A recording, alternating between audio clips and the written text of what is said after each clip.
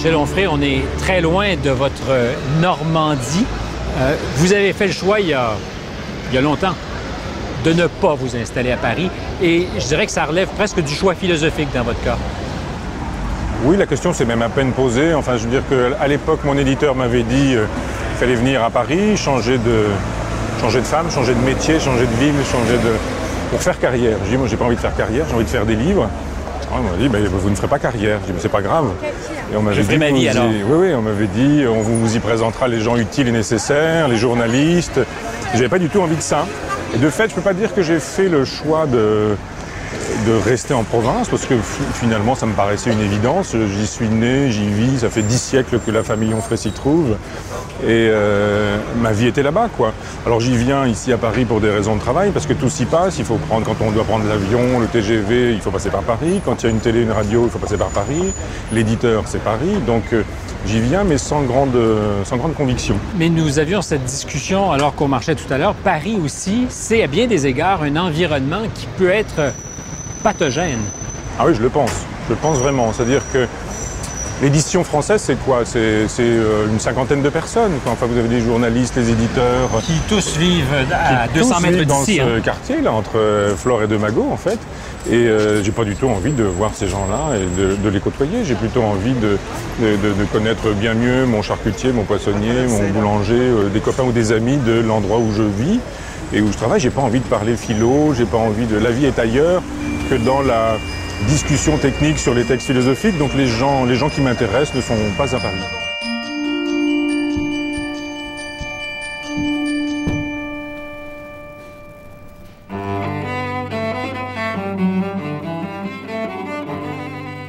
C'est en Basse-Normandie, dans son petit village natal de Chambois, auquel il est toujours très attaché, que nous sommes allés à la rencontre du philosophe Michel Onfray.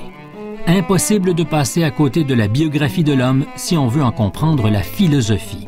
Une philosophie qui n'a rien d'un projet théorique, qui s'incarne au contraire dans une pratique, une éthique, et se veut hédoniste, un mot dont le sens est trop souvent dévoyé. Sa vie, certains de ses secrets, il les livre au compte-gouttes dans la préface de tous ses essais importants. Ses passions gourmandes, la mort vue de très près, un séjour traumatisant à l'orphelinat, le travail à l'usine, tout est matière à philosophie. La quête de liberté est au cœur de son itinéraire, il est sans Dieu ni maître. Son traité d'athéologie, vendu à plusieurs centaines de milliers d'exemplaires, le rend incontournable, mais aussi agaçant pour plusieurs. Un destin improbable pour un enfant de famille très modeste, élevé à l'ombre de l'église de son village. Alors Michel, s'il y avait un ground zero de votre existence, on serait pas mal ici, hein? Ah oui, c'est là, parce qu'il y a une étrange configuration géographique, puisque la maison de mes parents est juste là, entre deux, ouais. Et il y a un château fort du XIIe siècle et une église, c'est-à-dire entre le pouvoir et l'église. Donc de fait, à mi-chemin du château et à mi-chemin de l'église, il y avait matière à réfléchir. Et puis il y avait le troisième point qui nous fait donc un espace avec l'usine, c'est-à-dire le travail, Dieu et le pouvoir. Une espèce de trifonctionnalité avec la maison de mes parents. Au confluent de ce que seront vos préoccupations plus tard. Oui, effectivement, puisqu'il y aura traité d'athéologie pour ça, politique du rebelle pour l'autre espace. Non, de fait, il y a une espèce d'option libertaire chez moi qui s'est enracinée là, avec en plus de ça un fond païen un peu. C'est-à-dire que moi j'ai eu une enfance assez heureuse jusqu'à l'âge de 10 ans où pour ça je suis allé dans un orphelinat, c'était un petit peu plus compliqué, mais j'ai eu une enfance virgilienne, moi c'était vraiment comme à l'époque de Virgile, les géorgiques, c'est-à-dire le parfum des saisons, l'odeur de la terre, le bruit que feront les abeilles ou les mouches, l'eau dans laquelle on va pêcher des truites. Tout ça, ça a été très joyeux, très heureux, très simple, et avec une scansion qui était celle du temps. L'enfance bucolique est brutalement stoppée à l'âge de 10 ans. Sa mère, élevée dans la misère d'un orphelinat, décide de le placer chez les Pères salésiens. Un choc. Dans sa préface à La puissance d'exister, Onfray écrit « En septembre 69, je fus conduit dans cet orphelinat qui se nomme Giel, un mélange de gel et de fiel.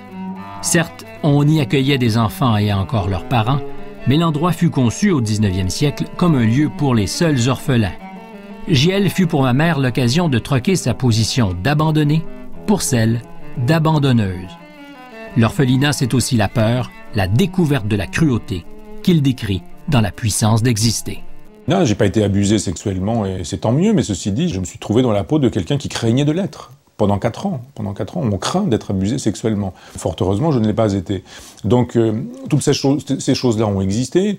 Je les raconte et on me dit « Quelle violence, vous êtes violent !» J'ai dit « Mais attendez, le miroir n'est pas violent, qui renvoie l'image de quelqu'un de laid. La laideur, si elle existe, elle existe. » Onfray passera 4 années à Giel, 4 ans qui nourrissent sa révolte, son athéisme et sa très grande méfiance de l'Église. Le regard qu'il porte sur le monde, sa conscience politique surtout, se forge cependant à 2 pas de chez lui, à l'usine du village, une importante fromagerie qui fait vivre la région. J'étais un petit corps tout entier réceptif, c'est-à-dire je me souviens du petit garçon que j'étais et qui faisait tourner ça, on appelait ça la bachole, c'est-à-dire l'endroit dans lequel on mettait le lait, et qui voyait tout ça comme Virgile probablement dans les enfers de Dante, c'est-à-dire on circule, on regarde, on n'y croit pas, on voit ça. Ça pue, c'est sale, c'est violent, c'est brutal. Il y a des odeurs, des parfums, il y a des comportements, il y a des bruits. Tout ça donne l'impression de quelque chose d'assez monstrueux. Et puis on s'en retourne. Et quand je repartais, les bruits se faisaient un peu plus discrets. Tout ça était dans le lointain. Et je retrouvais le monde, le reste du monde. Donc c'est une espèce d'enclave un peu infernale dans le village. Au centre de cet univers, un personnage quasi féodal, Monsieur Paul, le puissant propriétaire à qui les parents de Onfray doivent leur emploi. Il possédait tout, écrit Onfray dans La politique du rebelle, du ventre des femmes qu'il élisait aux maisons qu'il collectionnait dans le village. Le rebelle se fabrique d'ailleurs lors de son passage à l'usine pendant les vacances scolaires. Alors d'abord, c'était des vacances en enfer pour moi, puisque l'usine, c'était pas un destin. Il était question pour moi de continuer mes études, il n'était pas question pour moi de travailler ici. Et on avait repéré ma forte tête, comme on disait. Est-ce qu'elle était forte ? Non, j'acceptais pas les humiliations, quoi. Je veux bien travailler, mais je voulais pas qu'on me traite comme une bête, comme on traitait d'autres comme des bêtes. Donc il y a des choses que je n'acceptais pas. Et on avait fait savoir, le contremaître avait fait savoir à Monsieur Paul que j'étais une forte tête. Et vous surveillez ? Oui, alors il m'a convoqué à son bureau. Il me dit, j'aime bien les caractères comme ça, alors voilà ce que je te propose. Et alors il s'est mis à me dire, voilà, des caractères comme toi, j'en ai besoin, j'aime bien ça. Donc je te propose de devenir technicien ici, quoi. Technicien, ça voulait dire quoi? Ça voulait dire une cravate, un costard, ça voulait dire qu'il me paierait mon permis de conduire, que j'aurais une voiture de fonction. Il me raconte tout ça. Acheter la docilité. Voilà, j'ai 15 ans, il me propose tout ça. Et j'ai un bonheur absolu à lui dire non, non. Et au moment de la pause, je redescends habillé en fromager, là, avec mes bottes, avec mon tablier, etc. Donc je vais enlever le tablier. Enfin, et je dis à mes parents, Monsieur Paul m'a proposé ça. Et je vois mes parents disant, quel bonheur, quoi. Et j'ai ajouté, mais j'ai refusé. Mes parents n'ont pas compris du tout que je puisse refuser une chose pareille. Et il n'était pas question pour moi du tout de continuer à fonctionner dans ce milieu où on aurait prélevé la forte tête avec laquelle on aurait pu faire un contremaître ou une espèce de petit chef dans l'usine. Donc j'ai refusé ça. Et puis l'année suivante, je me suis fait humilier une fois encore par un type qui s'appelait Joseph. C'était un pauvre type, poilu comme un singe. Et alors il me faisait des signes comme ça, du genre c'est l'heure d'aller prendre votre pause casse-croûte, ce genre de choses. Et moi je voulais pas qu'on me fasse des trucs comme ça. Donc genre, il pouvait dire que c'était l'heure de la pause casse-croûte. Et j'aimais pas qu'on me parle comme ça. Enfin bon, il y avait plein de choses qui m'énervaient. Puis à un moment il m'a énervé. J'étais à la chaîne. Il y a des choses arrivaient, je prenais de la présure avec une seringue, je mettais de la présure dans un truc, j'avais le bras ankylosé, paralysé, et puis ça me faisait mal, j'ai posé la seringue, et en posant la seringue, je l'ai cassée. Donc quand on casse la seringue et qu'il y a du verre, ça devient une catastrophe, quoi. Donc il a piqué une crise totale, et je suis devenu à partir de ce moment-là une espèce de tête de Turc. Et puis quelques temps plus tard, je ne sais plus ce qu'il m'a proposé, là j'ai dit non, j'ai dit j'arrête.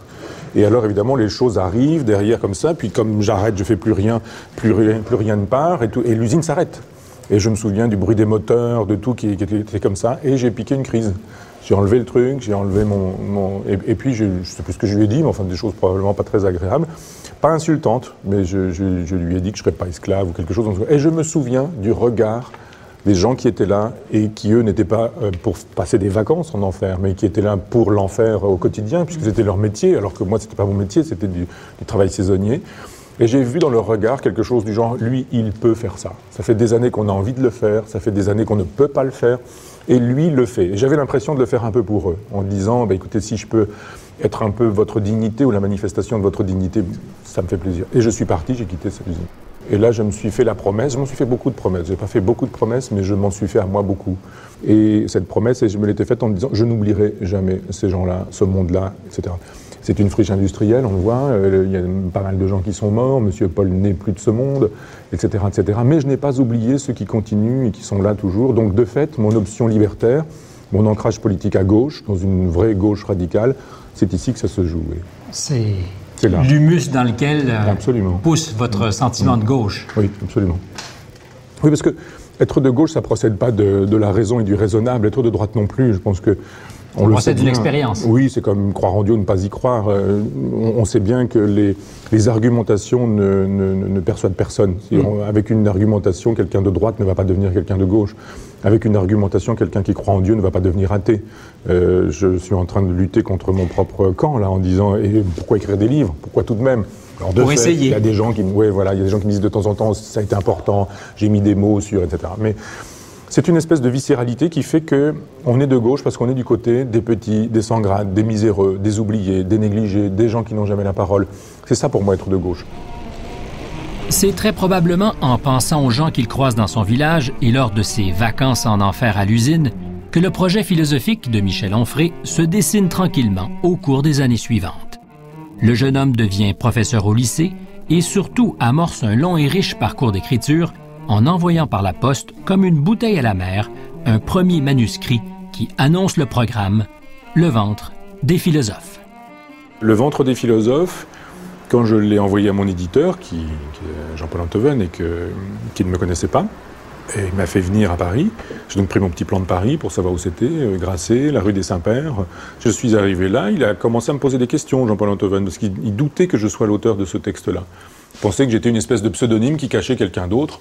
Et il a commencé par me demander combien de temps j'avais mis à écrire ce texte-là, et je lui ai répondu 4 jours. Et alors là, il s'est dit, effectivement, ce type-là nous ment, il cache vraiment quelqu'un. Et donc, on a reparlé de 2 ou 3 choses. Il me dit, c'est un peu court d'un point de vue de la longueur en signes. Et si vous pouviez ajouter un chapitre, ce serait bien. Est-ce que vous n'avez pas songé à un auteur supplémentaire? Il y avait Diogène, il y avait Rousseau. Je lui dis si, il y avait un Sartre possible, mais il fallait quand même que l'auteur ait parlé de cuisine dans son œuvre philosophique, qu'il y ait des renseignements sur ses pratiques culinaires dans une bonne biographie, dans une correspondance, et qu'on puisse faire fonctionner tout ça. Et il me dit, Sartre, par exemple, vous auriez pu faire un texte? Je dis oui, je pense que Sartre, il y avait même des trucs rigolos sur la vengeance du crustacé, ou ça pourrait s'appeler comme ça. Il me dit bien, faites-le ce texte. Alors c'était l'examen, oui, pour vérifier. Je reprends mon train, je rentre chez moi, et le lendemain, je fais le texte. Et je lui envoie tout ça, et le surlendemain, il a 20 feuillets.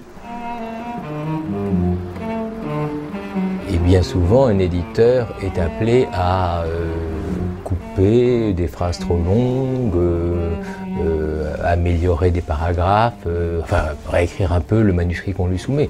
Michel Onfray fait partie, avec quelques auteurs, de ceux qu'on ne touche pas. Parce qu'il a effectivement une espèce de rapport de simplicité assez primordial avec la langue. Je ne sais pas d'où ça lui vient. C'est un mystère. C'est un mystère. Ça ne pouvait pas être dans sa famille. Je ne sais pas. C'est un miracle. Il écrit comme il parle aussi. Quand Michel parle, dans ses conférences, etc., on entend la ponctuation, on entend le point-virgule, on entend le point de suspension. C'est très intéressant. Cette idée que chacun de mes livres importants, enfin à mes yeux, est précédé par un moment autobiographique, ça c'est une idée de Jean-Paul Enthoven. Parce que quand je lui ai raconté mon enfance ou toutes ces histoires-là, il m'a dit mais c'est tellement extravagant, il me dit écrivez ça, ça pourrait faire une préface. On verra d'où ça vient, tout ça, etc. Je reprends mon petit train, je refais mon petit texte, et 3 jours après, il reçoit les 20 pages nouvelles. Et là, il me dit écoutez, on est obligé de vous le dire, on n'y croyait pas. Mais là, de fait, on est bien obligé de s'en rendre compte. Et il y avait Bernard-Henri Lévy, qui à l'époque était mon directeur littéraire, qui m'a dit ne dites jamais que vous avez mis 4 jours à faire ce livre-là, on ne vous croira pas. Et bon, ça maintenant ça va, j'écris depuis 89, j'ai fait 30 livres, il suffit de diviser par le nombre de mois et on voit que je peux écrire des livres... Donc c'est jamais dans la douleur? Non, jamais. Alors, mais sinon je jouerais à la pétanque, j'arrêterais.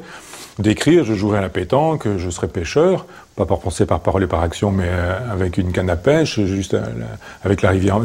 Non, tous ces auteurs là qui mettent 20 ans à faire un livre, qui l'ont réécrit 52 fois et qui en même temps sont encore sur le marbre à retravailler juste avant sur la douleur et qui ont perdu 200 kilos. Il faut arrêter, c'est pas une obligation d'écrire des livres. Qu'est-ce que ça signifie, quoi, tout ça? Cette espèce de douleur, de pénibilité, moi j'ignore ça.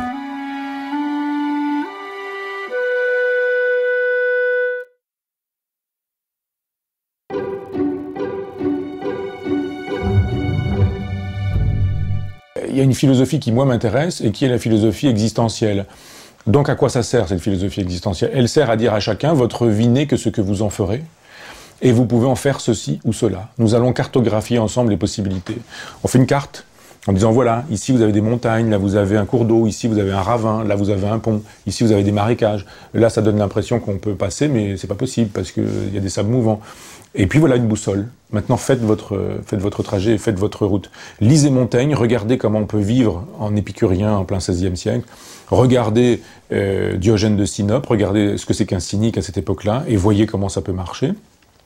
Et puis construisez votre propre existence. On se fait ça à la carte? On se fait ça à la carte en fonction de ce qu'on est, de ce qu'on peut, et de la position qu'on a dans la société.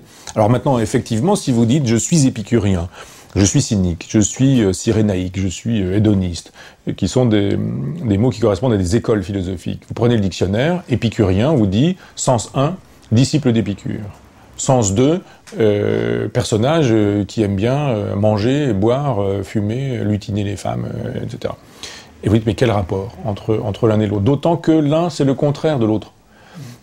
Cynique, sens 1 dans le dictionnaire, disciple de Diogène de Sinope et des philosophes cyniques. Deuxième sens, personnage sans foi ni loi. Mais qu'est-ce qui s'est passé? Je suis matérialiste. Matérialiste en philosophie, quelqu'un qui nous dit que tout est réductible à des agencements de matière. Sens banal du terme, un matérialiste, c'est quelqu'un qui aime bien avoir, qui aime bien posséder, qui aime bien l'argent, les choses. Il aime sa maison, il aime sa voiture, il aime sa femme comme il aime sa maison et sa voiture, il aime son téléphone portable, on dit il est matérialiste. Quel rapport avec un disciple ou Démocrite qui nous dit que tout est matière? Aucun. Donc, il y aurait à peu près sur chacun de ces mots une émission à faire, et sur le glissement. Je vais en 2 mots. Par exemple, disciple... 3, si vous voulez. Oui. Alors, Épicure, choisissez Épicure ou les cyniques ou... Dans tous les cas, les cyniques, parce que je trouve que le malentendu est total là-dessus. Alors, un cynique, c'est quelqu'un qui, comme Diogène de Sinope, mais comme Antisthène avant lui, et puis Cratès après, et d'autres, nous dit... il faut vraiment aller voir du côté de l'essentiel. Et l'essentiel, c'est d'être libre. Il faut se construire libre. Tout ce qui est possession nous aliène. Tout ce qui est soumission et domination nous aliène. Donc ni Dieu ni maître, d'une certaine manière. Et il y a des anecdotes comme ça. C'est-à-dire, on dit, Diogène est dans son tonneau. C'est pas un tonneau, puisque ce sont les Gaulois qui inventent le tonneau et que les Gaulois sont postérieurs. Mais c'est une grande amphore. Et il vit dans cette espèce de grande amphore, à huile ou à vin. Et il dit, vous voyez, pas besoin de passer sa vie à vouloir construire une maison, à s'endetter pour construire une maison. Ça sert à quoi une maison? À s'abriter de la pluie, du vent, etc. Une jarre, ça suffit bien. Une amphore peut bien faire l'affaire. Il y a Alexandre, qui est le plus grand des empereurs, qui dispose d'un empire total, qui a entendu parler de ce Diogène qui est dans la 16, qui ne possède rien parce qu'il se possède lui. Il dit, moi je veux le voir ce Diogène, conduisez-moi à Diogène, et Alexandre arrive. Imaginez l'équivalent, c'est George Bush qui arrive et qui a entendu parler d'un SDF sous les ponts de Paris, dont on lui dit, c'est un type magnifique, il faut rencontrer ce type-là. On imagine, Alexandre arrive et dit à Diogène, qu'est-ce que je peux faire pour toi? Sous-entendu, je peux tout. Donc tu peux me demander ce que tu veux, mettant un peu Diogène dans l'embarras, parce qu'il va répondre quoi, Diogène, à ça? Et je traduis librement du grec, parce qu'en grec, ça donne « ôte-toi de mon soleil ». On peut traduire en disant « tire-toi, tu me fais de l'ombre ». Diogène dit à Alexandre « tire-toi, tu me fais de l'ombre ». Sous-entendu, tu veux me donner des choses, mais ce que tu veux me donner, tu peux pas me le donner, parce que c'est au-delà de tout ça. C'est pas à ta portée. Voilà. Donc moi, je ne reconnais pas les puissants. Je ne reconnais pas les princes, je ne reconnais pas les rois, je ne reconnais pas le pouvoir de l'argent, je ne reconnais pas les convenances. Et jusqu'à se masturber sur la place publique. Voilà, et il se masturbe sur la place publique. Et pourquoi il fait ça? Il dit, mais attendez, tout le monde fait ça chez soi. Pourquoi on le ferait pas devant tout le monde? Pourquoi on le ferait pas devant tout le monde? Alors, chacun fait ça chez soi, et tout le monde trouve ça normal. Mais si on le fait dehors, d'un seul coup, ça devient répréhensible. Pourquoi? Expliquez-moi. Et Diogène dit, vous voyez, il y a une espèce de pudeur qui nous travaille faussement. Il n'y a pas de raison. Il y a un philosophe cynique un jour, un stoïcien, qui vient le voir un jour en disant j'ai perdu mon honneur parce que le philosophe en question s'est mis à péter en public. Il a lâché un vent qui n'était pas prévu. Et il dit mais honte à moi. Comment est-ce que je peux sortir? C'est plus possible. Et Diogène lui fait un concert de paix en lui en faisant toute une série en lui disant et alors, tu vois, c'est simple. Et alors d'un seul coup, le stoïcien devient cynique en disant ben oui effectivement, pourquoi s'encombrer avec des choses qui... Voilà, je pète donc je suis... Oui, en fait, oui. Et donc, j'avais là une série d'anecdotes qui montrent que le cynique, c'est un personnage qui ne reconnaît pas ce qui fait, la plupart du temps, les valeurs de tout un chacun. La puissance, les puissants, l'argent, la réputation, les honneurs, etc. Et qui nous dit, mais soyez libres. Soyez libres, c'est ça qui est essentiel. Alors, ça, c'est le sens premier, disciple Diogène. Mais même chose pour l'hédonisme, on pourrait dire. Oui, alors sens second, pour finir sur ce sujet-là, on se dit, mais évidemment, ce type qui est grossier avec l'empereur, ce type qui se masturbe sur la place publique, ce type qui arrête pas de péter, etc. De fait, ce type-là, c'est un grossier personnage. Sens second, un cynique, c'est quelqu'un qui, effectivement, est capable de lâcher des vents, mais pas pour des raisons philosophiques, ou de se comporter comme... Donc, il y a une distorsion qui fait que si vous utilisez le mot cynique, eh bien, on aura du mal à vous entendre. Simplement, on s'aperçoit que l'un est le remède de l'autre. Même malentendu sur le mot hédonisme, vous vous revendiquez beaucoup, si tant est qu'on puisse réduire à un seul mot votre philosophie, de cet hédonisme, oui. Pour lequel on est tout aussi confus. Bien sûr. Vous avez tellement raison que quand j'ai commencé à l'université populaire cette contre-histoire de la philosophie, c'était d'abord une histoire de l'hédonisme, pour montrer qu'il y avait des hédonismes. Et qu'il y a un hédonisme antique, très ascétique, qu'il y a un hédonisme féodal, très violent, très brutal, Sade par exemple, qu'il y a un hédonisme libertin, fidéiste du XVIIe, enfin on ne va pas entrer dans les détails, mais qu'il y a plusieurs façons d'être hédoniste. Qu'il y a un hédonisme libéral, chez Bentham et chez quelques autres, qui ressemble un petit peu à l'hédonisme trivial d'aujourd'hui, du genre l'argent, les richesses, le pouvoir, la propriété ou ce genre de choses. C'est la jouissance des biens de ce monde. C'est pas mon hédonisme. On se doute bien que je n'ai pas écrit 30 bouquins pour justifier les derniers téléphones portables haut de gamme, la voiture de luxe ou ce genre de choses. Ça n'a aucun intérêt pour moi. Mais alors, qu'est-ce que c'est que cet hédonisme, de fait? Et si l'hédonisme, c'est la philosophie qui fait du plaisir le souverain bien, ce qui est la définition de ce terme-là, alors il faut s'entendre sur ce qu'est le souverain bien. Et moi, je reviens à cette conception de la philosophie antique. Le souverain bien, c'est la liberté. C'est de n'avoir de compte à rendre à personne, sauf à soi-même.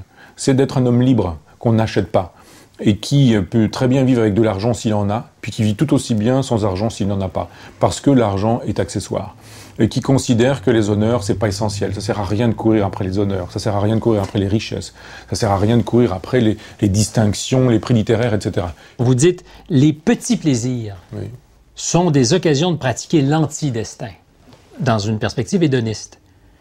Il faut aller au-devant du tragique, de l'assumer, de vivre malgré la mort, grâce à ces petits plaisirs qui sont le lot de l'hédoniste. En sachant très bien, et je le dis toujours, mais que l'hédonisme a au moins un impératif catégorique qui est formulé par Chamfort, qui est un grand moraliste du XVIIIe siècle. Jouir et faire jouir. Ah oui, il dit « jouis et fais jouir, sans faire de mal ni à toi, ni à personne, voilà toute morale. » Est-ce que tout est dit? Tout. Parce qu'il dit « jouis et fais jouir ». Et qu'il ajoute sans faire de mal ni à toi, ni à personne. Voilà toute morale. Donc il y a un hédonisme que moi je condamne et qui se réjouit. Point d'exclamation. Impératif du genre, quoi qu'il arrive, tu fais ce que tu veux. C'est Sade. Sade qui dit jouis. Le reste, t'en as rien à faire. Aux dépens de l'autre, même. Aux dépens de l'autre. Ça, c'est pas mon hédonisme. Mais quand on dit jouis et fais jouir, c'est-à-dire donne du plaisir aux autres, donne du bonheur aux autres, donne de la joie aux autres, sans te faire du mal, parce que de fait, il n'est pas question non plus de détruire sa vie à l'offrir pour autrui, ou de passer sa vie à ne faire qu'un cadeau perpétuel à autrui, mais ni à personne. C'est-à-dire, il n'est pas question non plus, en se faisant plaisir, de faire du déplaisir ou de causer du déplaisir à autrui. C'est simplissime, dit comme ça. C'est compliqué. dans la réalité, mais en même temps, c'est praticable parce que c'est un sourire, un regard, une inflexion de voix, une façon de tenir la porte, une façon de ne pas démarrer le repas quand les autres ne sont pas encore servis. La politesse. La politesse, c'est pas le degré 0 de l'éthique, c'est le premier degré de l'éthique. Et c'est une façon de dire à l'autre, j'ai vu que tu étais là, j'ai vu que tu existes, c'est pardon, s'il vous plaît, merci. Toutes ces micro-choses, je dirais, qui sont l'occasion de mettre de l'éthique là où a priori il n'y en a pas. La nature, c'est de la sauvagerie. C'est l'éthologie qui nous dit ça. On a un territoire, on fait son petit pipi, son petit caca, on fait un marquage, on met ses glandes là, on marque son territoire en disant ici c'est chez moi. Et ici je suis le mâle dominant. Et si on est chez quelqu'un d'autre, on n'est pas forcément le mâle dominant, mais on montre qu'on est le mâle dominé. Et puis il y a les femelles qui passent, qui sont des femelles dominantes, parce qu'elles sont les femelles des dominants. Et puis, etc. On sait bien comment ça marche. Puis après, on a des espèces de postures qui montrent qu'on est dominant. Puis on a des postures qui montrent qu'on est dominé. Et ça passe chez les animaux par des sacs rouges qu'on gonfle, par des jets de substances, par ce genre de choses. Et c'est vrai chez les hommes. Chez les hommes, ça prend la forme d'une carte bleue, d'une belle voiture, d'un coupé décapotable, ça prend la forme d'un bouquet de fleurs, ça prend la forme d'un parfum, ça prend la forme d'un habit bien taillé. Ils sont bien taillés, vos habits. Et ça prend toutes ces formes-là. Et on est dans l'éthologie. On sait bien que ça continue et que ça marche comme ça, que toujours, au premier lieu, la nature, c'est de l'éthologie. Ce sont des animaux qui se flairent, qui se sentent, qui se regardent. L'hédoniste, c'est celui qui dit dépassons le stade de l'éthologie et allons du côté du stade éthique. Et le stade éthique, c'est de dire, on arrête, on n'est pas dans un territoire qu'il faut posséder, dominé, marqué. Il n'y a pas des femelles dominantes, des femelles dominées, des mâles dominants, des mâles dominés. Il n'y a pas ça. Il y a des flux, des énergies qui circulent, il y a des contrats, il y a toutes ces choses-là qui font que... C'est une utopie? Non, c'est très praticable. Ah non, c'est très praticable. C'est de ce bon mot de Chamfort, jouis et fait jouir, que vous proposez très concrètement dans votre pratique, dans votre éthique, ce modèle du célibataire. Célibataire libertin. C'est un rapport à la famille, à la procréation, à la sexualité. Et aussi, c'est la façon de faire le contrat avec l'autre, je dirais même les autres. Est-ce que ça procède de ça? Oui. C'est l'occasion de dire voilà comment peut-être Diogène ferait aujourd'hui. C'est-à-dire qu'on n'est pas forcément cynique, je le disais tout à l'heure, en se masturbant aujourd'hui sur la place publique, mais peut-être en réinventant des rapports sexués. Pas sexuels, on réinvente rien, mais des rapports sexuels. C'est très difficile, vous en êtes évidemment conscient. Parce que ça fait sauter l'idée de la cellule familiale, par exemple. Ça fait sauter la cellule familiale, ça fait sauter la vieille conception de la famille. Vieille conception de la monogamie qui suppose un homme, une femme, mariés, fidèles, monogames, habitant sous le même toit, faisant des enfants, et ce pour la vie. C'est un modèle qui ne marche pas. Tout le monde trompe tout le monde. Tout le monde couche avec tout le monde. Chacun trompe quiconque dès qu'il en a la possibilité et dès qu'on l'assure de l'impunité de son adultère. C'est vrai aussi pour le philosophe? Pourquoi j'échapperais à ça? C'est vrai pour tout le monde. Ça marche comme ça depuis le début de l'humanité. Et ça marchera comme ça jusqu'à la fin de l'humanité. Nous sommes des êtres de désir, avec des envies, des pulsions. Et soit on s'interdit de vivre ces désirs-là, soit on les vit, mais en cachette, en se dissimulant toutes ces choses-là. Donc je dis, la famille, redéfinissons-la autrement. Moi, je suis hétérosexuel, je ne suis pas homosexuel du tout. Simplement, je pense que les homosexuels montrent comment on peut refaire une famille. Comment un couple d'homosexuels peut repenser différemment la famille. Pas besoin d'un homme et d'une femme. Ça peut être 2 hommes, ça peut être 2 femmes. Mais pas besoin d'être 2, ça peut être 3. Ça peut être 2 femmes qui sont lesbiennes et qui en même temps ont un compagnon qui aura donné la semence, qui permettra un enfant et qui va générer une cellule nouvelle. On peut avoir, comme le dit Fourier, des passions pivotales et des passions papillonnantes. La pivotale, c'est un être autour duquel tout tourne, c'est le pivot de sa propre existence. Et puis les passions papillonnes, eh bien c'est la possibilité, 1 fois, 2 fois, 3 fois. Papillonner. Voilà. Et puis de revenir quand même au pivot. On peut être papillon, on n'en aime pas moins son pivot. Toutes ces formules-là sont susceptibles. Mais ça implique des contrats très clairs, transparents. Oui. Vous le dites, entre des personnes capables de vivre avec cette idée, mais aussi appliquée à soi. Oui. Parce qu'on aime bien l'imposer, mais en retour, on veut aussi contrôler. C'est l'eau de l'humanité. Et ça demande une espèce de... Il faut être clair sur soi, clair sur son désir. Puis il faut être grand avec les autres. Bien sûr, et en même temps, puisqu'on ne s'arrache pas totalement à la nature et aux lois de l'éthologie, je ne crois pas, moi, qu'on puisse ne pas être jaloux. Les gens qui disent « je suis pas jaloux, ça n'existe pas, j'ai pas le fantasme du propriétaire ». Alors comment on fait la discrétion, vous dites? Voilà, c'est-à-dire que, on se met dans la position de ne jamais avoir à l'être, jaloux. C'est-à-dire, pour le dire concrètement, n'allez pas chercher dans le portable de la femme que vous aimez les textos qu'elle a envoyés, ne regardez pas dans son sac ce que sont n'allez pas au-devant des ennuis ou des difficultés. Donc ne vous mettez pas dans la peau d'avoir à souffrir et vous n'aurez pas à souffrir. Quand Simone de Beauvoir et Sartre fabriquent un couple qui est construit sur la transparence, je pense qu'ils commettent une erreur. Parce que la transparence, c'est douloureux. On fait souffrir tout le monde. On voit bien que Simone de Beauvoir, elle souffre. Pas Sartre, parce que c'est lui qui mène le bal. C'est lui qui impose le contrat de transparence. Absolument. Et puis toutes les jeunes filles qui sont là, et que Simone de Beauvoir rabat dans le lit de Sartre, et qu'elle utilise parfois même pour voir comment ça marche, elles souffrent. Elles sont dans la douleur, elles sont dans la souffrance. On ne peut pas objectiver des gens et leur dire que ce sont des objets. Donc ça suppose de la discrétion, de la pudeur, du secret, du contrat, du langage, des propositions en disant « Attention, je ne te propose pas ceci si je te propose cela. Si je passe une soirée avec toi, c'est une soirée, c'est pas la vie. Si nous nous retrouvons sous la couette dans un quart d'heure, ça ne veut pas dire qu'on va faire des enfants et qu'on va vivre ensemble jusqu'à la fin de mon existence. » Dès la chose dite, dès le contrat passé, il me semble que on peut construire des histoires, puis après on dit oui, on dit non, on veut pas, on est d'accord, on n'est pas d'accord.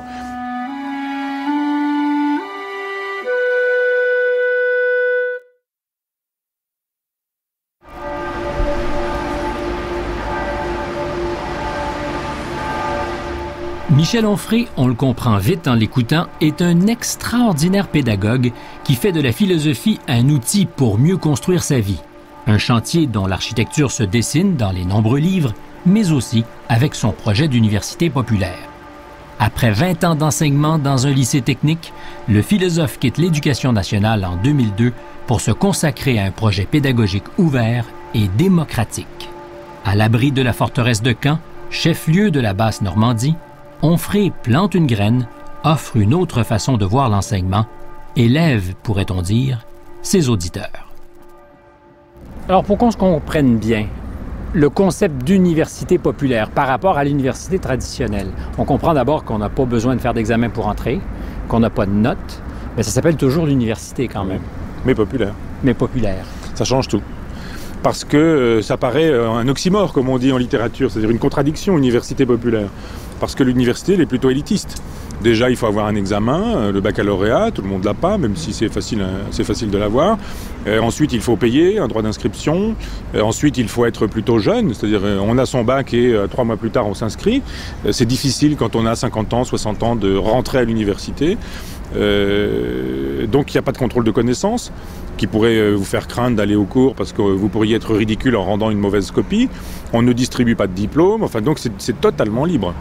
Donc il y a l'aspect un peu sympathique de l'université, contenu dur, je dirais, de l'université. On laisse de côté ce qu'il y a de moins sympathique dans l'université, c'est-à-dire l'aspect transmission sociale, élitisme, production de diplômes, reproduction de la logique sociale. On garde dans le café philo ce qu'il y a de plus intéressant, c'est-à-dire la liberté d'entrer, de sortir, d'aller, de venir. On ne demande pas échanger de aussi. Échanger, la liberté de parole, ça c'est sûr. Et puis on garde ce qu'il y a on garde ça, puis on supprime ce qu'il y a de moins intéressant dans le café philo, c'est-à-dire l'aspect happening, bazar, voire bordel, où chacun improvise. Et c'est ce mixte de ce qu'il y a de meilleur dans l'université populaire, la première heure, et dans ce qu'il y a de plus intéressant dans le café philosophique, la deuxième heure, qui nous permet avec une séance d'université populaire de faire l'université populaire. Le projet d'université populaire fait vite salle comble. On vient de loin pour entendre Onfray. Bon, allez, c'est l'heure d'y aller. Quand même pas mal de route. Pascale Malou fait 1 heure de voiture tous les mardis pour assister aux cours. Elle n'a été absente que 4 fois en 5 ans. Michel Onfray a son savoir qui est là indiscutable parce que lui sait, moi justement je viens à ses cours parce que je ne sais pas. Mais en revanche, quand il y a des opinions par rapport à un sujet, quel qu'il soit, je ne suis pas forcément d'accord. Et si vous voulez un exemple, je ne suis pas d'accord avec lui concernant les enfants. Moi, je trouve que d'avoir des enfants, ça a été une énorme joie pour moi. Bon, pour Michel, avoir des enfants n'est pas ce qu'il y a d'essentiel dans la vie. Pour moi, ça l'a été. Ça a été une de mes réussites. Le succès de Michel Onfray est tel que l'Université de Caen accepte de prêter un grand auditorium dans lequel les plus assidus arrivent 1 heure avant le cours pour être certains d'avoir une place. Le projet pédagogique est ambitieux, mais parfaitement inscrit dans la démarche que développe Onfray. Enseigner une contre-histoire de la philosophie. Une contre-histoire pour faire renaître des penseurs qui ont été étouffés, effacés de nos mémoires et bibliothèques au profit des philosophes compatibles avec la doctrine portée par l'Église catholique. Il y a donc un hédonisme libéral qui est égoïste et puis un hédonisme socialiste qui, lui, suppose qu'on puisse réaliser l'individu par et pour la communauté. Ça ne s'exclut pas, c'est même plutôt la condition de possibilité. Et c'est intéressant de voir qu'on peut penser un socialisme ou un communisme, non pas contre les individus, non pas malgré les individus, mais avec, par et pour les individus. On a aussi, grâce à Michel, rencontré des gens qu'on avait juste rencontrés auparavant et avec qui on forme une, entre guillemets, une mini-communauté philosophique. C'est-à-dire que tous les mardis, une fois qu'on a fini le cours, on se fait les afters. C'est-à-dire qu'après le cours, nous allons dîner ensemble avec des amis qui viennent au cours également toutes les semaines. Et comme ça, on peut soit continuer la discussion par rapport au cours, soit prendre un autre sujet puis discuter d'autres choses, et puis voilà. C'est au Café Mansell, là où vient au monde l'Université populaire, que débute le cycle de la contre-histoire. Alors pourquoi une contre-histoire de la philosophie? Et par rapport à quoi une contre-histoire? Par rapport à l'histoire, c'est-à-dire l'histoire officielle. Vaste programme alors. Oui, parce qu'il y a une histoire officielle qui nous est présentée comme l'histoire tout court, en nous disant il n'y en a qu'une, voilà. Alors qu'en fait il y en a plusieurs des histoires au sens large du terme, et des histoires de la philosophie, des histoires de l'art. Et je me suis aperçu qu'on nous disait voilà, Platon, Descartes et Kant, les officiels, les grands. Donc ils sont en livre de poche, ils sont en collection de luxe, ils sont en collection club, on les étudie, on les enseigne, ils sont dans les bibliothèques, ils sont dans les librairies, on fait des travaux universitaires sur eux, et là il n'y a pas de problème. Et on se dit mais pourquoi il n'y a pas la même chose sur Diogène, sur Aristippe de Cyrène, sur les gnostiques licencieux, sur les frères et sœurs du libre esprit, etc. Et on découvre qu'il y a une histoire officielle qui est l'histoire dominante et qui est l'histoire de l'idéalisme, qui est l'histoire idéaliste de l'histoire de la philosophie. Pour faire simple, on pourrait dire que c'est la victoire de Platon. C'est la victoire de Platon et du christianisme. Parce que le christianisme vient instrumentaliser tout ça. Absolument. C'est-à-dire que quand le christianisme devient philosophie officielle, philosophie d'État, avec la conversion de Constantin au début du IVe siècle, alors à partir de ce moment-là, on commence à brûler des bibliothèques, détruire des bibliothèques, à interdire un certain nombre d'enseignements. Les philosophes matérialistes, les sensualistes, les épicuriens, tout ça disparaît. Alors, comme citoyen du 21e siècle, est-ce qu'on pourrait dire que philosophiquement, culturellement, on est amputé de quelque chose, d'une part de notre histoire? Complètement. On dit la philosophie, alors qu'on devrait dire les philosophies. Et il y a 25 siècles de philosophie, dont des philosophies qui s'annulent, qui s'anéantissent mutuellement. Un idéaliste contre un matérialiste, un sensualiste contre un conceptuel, un nominaliste contre un réaliste. Et on ne le dit pas, on ne met pas en perspective ces pensées-là quand on les enseigne à l'université. Mais c'est une affaire de pouvoir qui expliquerait en partie cette amputation de la pensée? Il y a deux choses, c'est-à-dire qu'il y a un pouvoir effectif, c'est-à-dire pendant 15 siècles, pendant effectivement un millénaire et demi, on a une pensée extrêmement violente et brutale qui est imposée par l'État. Moi, qui interdit les pensées alternatives. L'index, ça sert à ça. L'Inquisition, ça sert à ça. Un exemple, l'œuvre complète de Platon subsiste. Elle existe en Pléiade, une collection de philosophie, pas seulement de philosophie, mais prestigieuse en France, en livre de poche, etc. L'œuvre d'Épicure n'existe pas en tant que telle, elle existe parce qu'elle est citée par Diogène Laërce, qui lui fait une histoire de la philosophie antique, et à l'intérieur, il cite 3 lettres de Platon. C'est le seul accès donc qu'on a à la pensée d'Épicure. C'est tout ce qui nous reste d'Épicure. Les 3 lettres citées par Il a été détruit sciemment? Il a été détruit sciemment, parce que matérialiste, et puis parce que le matérialisme est incompatible avec la religion chrétienne. Mais on pourrait vous dire qu'avant l'instrumentalisation, parce que c'est un peu votre hypothèse de la religion chrétienne, de l'Église, il y a plusieurs penseurs qui sont effectivement aussi détruits dans l'Antiquité. Je pense à Démocrite, dont Platon, si je me souviens bien, demande à ce qu'on détruise les livres. Oui. Ce qui est quand même fantastique, un philosophe qui réclame l'autodafé pour un collègue. Alors déjà, ça te dérangeait avant l'Église. Oui, mais c'est une affaire individuelle et personnelle. C'est-à-dire c'est Platon qui déteste Démocrite, parce que Démocrite passe plus souvent plus à la télévision, s'il faut le dire comme ça. C'est-à-dire parce qu'il y a un grand succès de Démocrite, tout le monde le lit. c'est un best-seller de l'Antiquité, et que Platon est dans une logique de jalousie, d'envie. Il est envieux, mais il n'a que ses propres moyens. C'est-à-dire, Platon n'a pas les moyens de détruire l'œuvre complète de Démocrite. En revanche, un philosophe chrétien, à partir de Constantin, a les moyens de faire détruire des bibliothèques ou des œuvres complètes. Et de fait, Platon devient un allié objectif dans la logique chrétienne parce que c'est un idéaliste, parce que c'est quelqu'un qui nous dit que l'âme est immatérielle, parce que c'est quelqu'un qui nous dit qu'il existe des enfers et un paradis, parce que c'est quelqu'un qui nous parle d'une éternité de l'âme qui peut être damnée ou sauvée. On a formaté un corps, donc une âme. Mais surtout une âme au détriment du corps. Voilà, c'est-à-dire on a formaté une conscience, on a fabriqué ce que Foucault appelle une épistémé, c'est-à-dire une espèce de vision du monde consubstantielle à une époque, c'est-à-dire une façon de voir qui imbibe tout le monde, qui imprègne tout le monde, qui infuse tout le monde, y compris les non-chrétiens, dont je suis, y compris les athées, qui ont été formatés par le christianisme avec cette idée qu'il y aurait le corps, il y aurait l'âme, que le corps est détestable, que l'âme est fantastique, merveilleuse, extraordinaire. L'idée que les femmes ne sont susceptibles d'être sauvées que quand elles sont épouses ou mères, mais que la féminité d'une femme est inquiétante, que les femmes sont hystériques par nature, parce que ça renvoie étymologiquement à l'utérus, enfin toute la misogynie, toute la haine du corps, toute la haine de la raison. Ne cherchez pas à savoir, ne cherchez pas à comprendre, n'allez pas chercher ce que signifient les choses, c'est ce que signifie la Genèse. Hein. N'allez pas goûter du fruit de l'arbre de la connaissance, nous dit le christianisme. C'est-à-dire, n'allez pas chercher à savoir, obéissez, vous serez heureux. Ne soyez pas libre. Ne soyez pas libre et en même temps obéissez. Donc il y a vraiment une espèce d'omerta sur des philosophes, sur des pensées et sur des courants entiers, sur des courants de pensée entiers.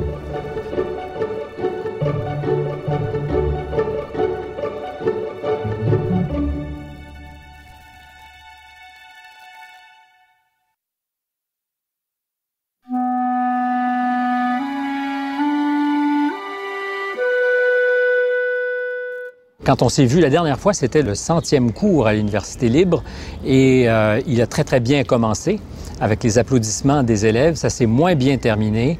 On a constaté, après vous avoir quitté en lisant votre blog, que les pneus de votre auto avaient été crevés.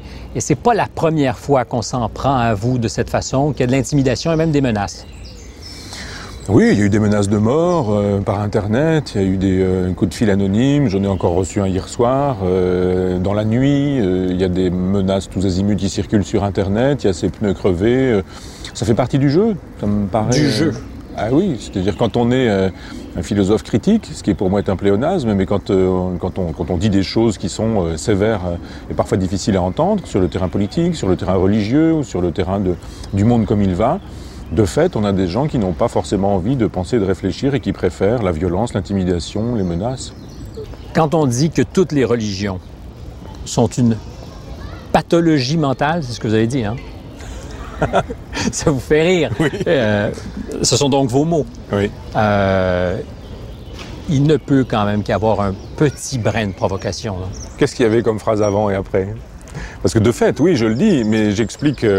Je crois me souvenir que je dis que je n'utilise pas ce terme-là moralement, sur le terrain de la morale. Vous confirmez, je pense. Oui, oui. Mais comme un médecin diagnostique... On est tous malades de la religion. Pathologie. Pas tous, certains plus que d'autres. Mais quand vous dites, voilà, vous arrivez avec un petit bobo, vous allez chez le médecin, il dit, ben là, c'est une pathologie. Il dit pas c'est bien, c'est pas bien. Bien sûr, il vaut mieux ne pas avoir de pathologie. Mais je dis que c'est une pathologie mentale, parce que de fait... L'idée de croire plus vrai un arrière-monde, pour le dire dans la formule de Nietzsche, que ce monde-ci, me sidère. Les gens qui croient que Dieu existe, que les anges existent, qu'il y a une vie après la mort, que nous nous retrouverons, que les gens qui sont morts sont toujours vivants. J'entends Benoît XVI, au moment où Jean-Paul II est mort, nous dire « Il est là-haut, dans la maison du Seigneur, accoudé au balcon d'où il nous regarde ». Pathologie mentale, ça, quand même. Mais on a un cadavre pas bien loin. C'est un malade, donc, ce Benoît XVI. Oui, mais je le plains.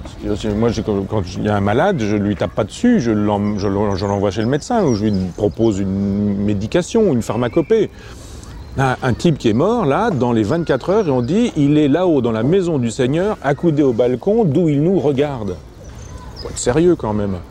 Faut être sérieux, il est pape, hein. C'est pas un... Oui, mais on devient pape en disant ce genre de choses. Oui, en le pensant, surtout. Alors je me dis, bon, de fait, d'accord, très bien, mais on peut... Vous pensez qu'il le pense? Alors bon, certains pensent qu'il ne le croit pas, une seconde, mais que pour la fonction, il est bien obligé.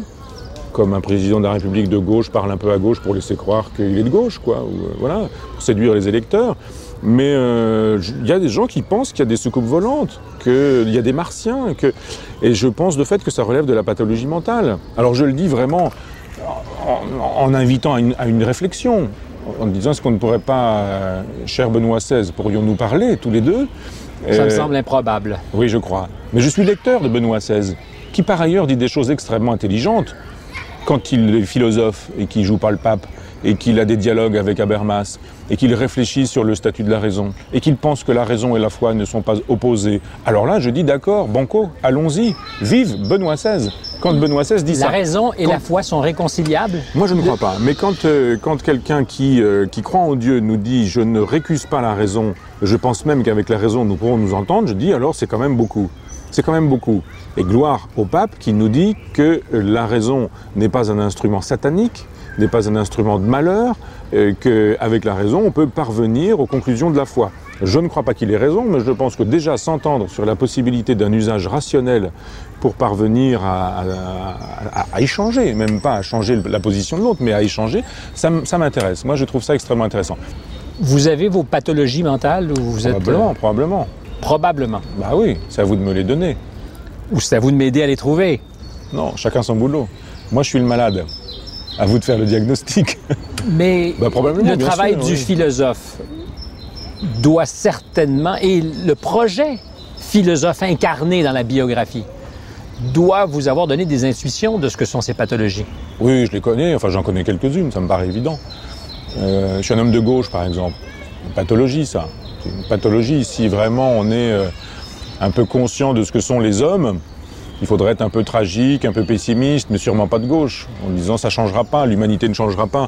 Mais je suis un romantique désespéré. Je sais que l'humanité ne changera pas, mais je me dis, ce monde libéral qui me déplaît, au moins, je n'en accélérerai pas le mouvement mortifère.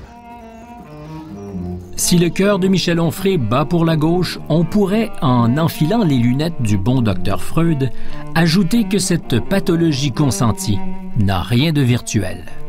Victime d'un infarctus alors qu'il n'a pas 30 ans, puis d'un accident vasculaire cérébral qui le terrasse à l'aube de la quarantaine, Onfray se retrouve entre la vie et la mort dans un hélicoptère qu'il mène à l'hôpital.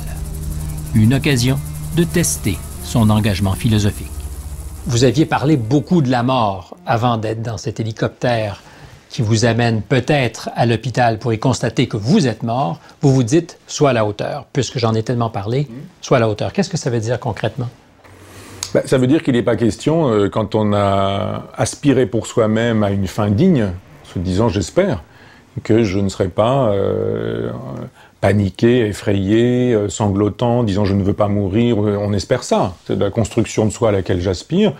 Elle suppose que devant la douleur, devant la souffrance, on soit digne, qu'on soit droit, qu'on soit calme, qu'on soit serein. Il y a une espèce de dandisme chez moi qui est un surstoïcisme aussi, qui consiste à dire on vit un certain nombre de choses, certes, mais pas de panique.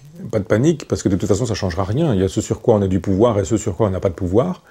Ce sur quoi on n'a pas de pouvoir, ça sert à rien de se rebeller. Donc, si tu dois mourir, et il faut mourir correctement.